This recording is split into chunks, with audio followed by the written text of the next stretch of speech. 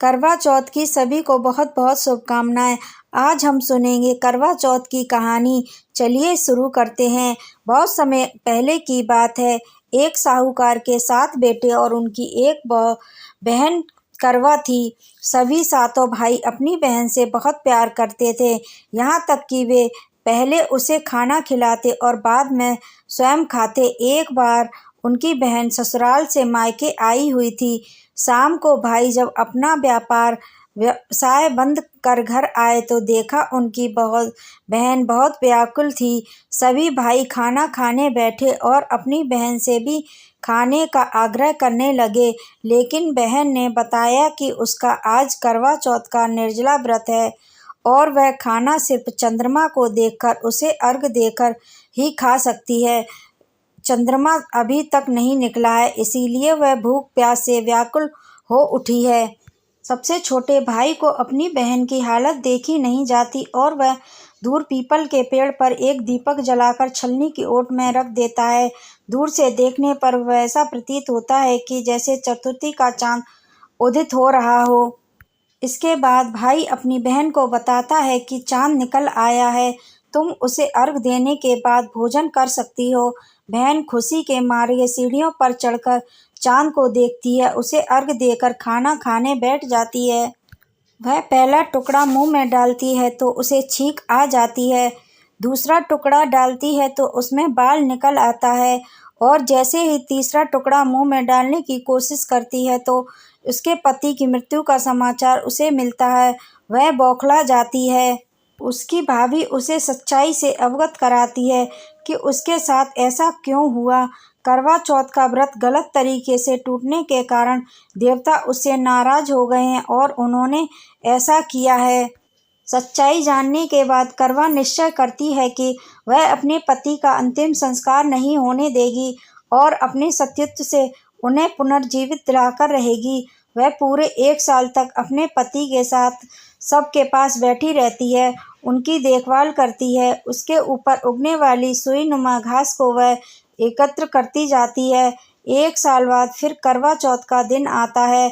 उसकी सभी भाभियां करवा चौथ का व्रत रखती हैं। जब भाभियां उससे आशीर्वाद लेने आती हैं तो वह प्रत्येक भाभी से यम सुई ले लो। इस प्रकार जब छठे नंबर की भाभी आती है तो करवा उससे भी यही बात दोहराती है।